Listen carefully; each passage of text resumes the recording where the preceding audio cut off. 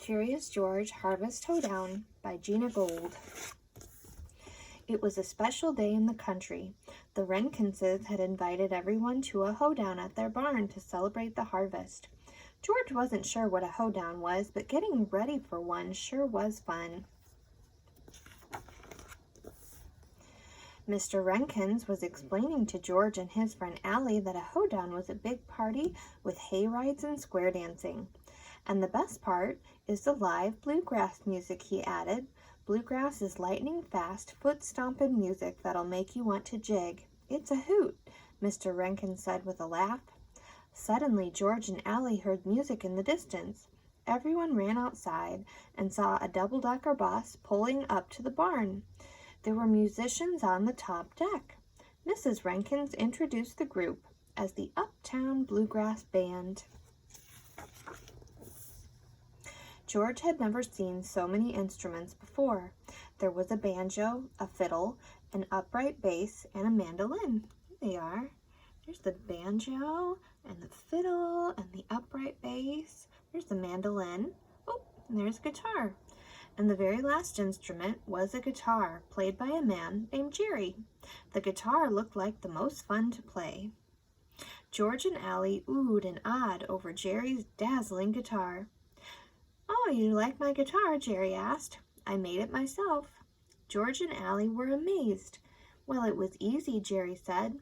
"Anyone can make a guitar if you have the right parts." "Oh, I used to play the bluegrass guitar too," said the man with the yellow hat. Jerry invited him to play with the band at the hoedown. But the man wasn't sure. Besides, he'd left his guitar at home. "Oh, George and I will go and get your guitar," Allie said, and they ran off toward the house. Back at the house, George found his friend's guitar. He brought it outside to show Allie, but it was covered in dust. "Oh, well, let's give it a bath," Allie said. "Grandma says there's nothing like a bath to make you bright and shiny." So George and Allie put the guitar in the tub and gave it a good scrub.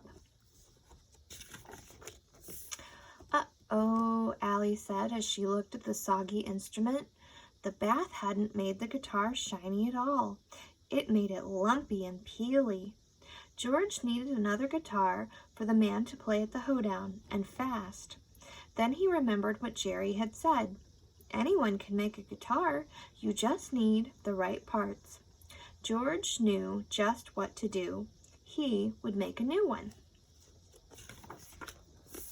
The first thing George and Allie needed was a box with a hole in it, just like a guitar. First they tried a shoebox, then a crayon box, but both were flimsy and didn't have holes. The tissue box cover had a hole, but there was no back. Oh, then George saw something that looked perfect, a birdhouse. It had a hole, and it was very sturdy. Now we need something long and wooden to put the strings on, Allie said. So they searched the house and came back with a spoon with a long handle, but it was too skinny. Next they tried a paper towel tube, but it unraveled. Nothing was working. George was getting worn out, so he sat down on the floor to think. He looked around and realized this tennis racket was perfect. Finally, George's instrument was starting to look like his friend's guitar, except it needed bumps on the long wooden part. Chopsticks would do the trick. George glued some onto the tennis racket and waited for them to dry. Next, George and Allie needed guitar strings. Allie found a basket full of things that might work. There were shoestrings, a yo-yo string, some fishing line, a picture wire, and a rubber band. George couldn't decide which to use, so he used all of them. George and Allie were almost done, but they still needed a way to attach the strings to the top of their guitar. George noticed that the picture wire he'd found earlier was attached to a frame by hardware that turned, just like the pegs on the man's guitar, and they were perfect. George was proud of his new guitar. It looked great. Just then, the man with the yellow hat came home with Jerry. When the man saw his soggy guitar, he couldn't believe his eyes. "What happened?" he asked. "Oh, don't worry, Mr. Yellow Pants," Allie said.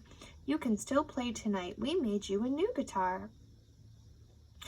"Well, this is great," Jerry said. "Bluegrass music has a tradition of using found objects like washboards and spoons. No one's ever seen an instrument like this. It's a shoestring, fishing line, yo-yo, picture wire, tennis racket, birdhouse, rubber bandolin." George and Allie giggled. That night, everyone arrived for the hoedown. George's friend joined the band and played his new instrument. Folks danced and sang and had a great time, especially George and Allie, who got to play the washboard and spoons. It was a hoot. The end.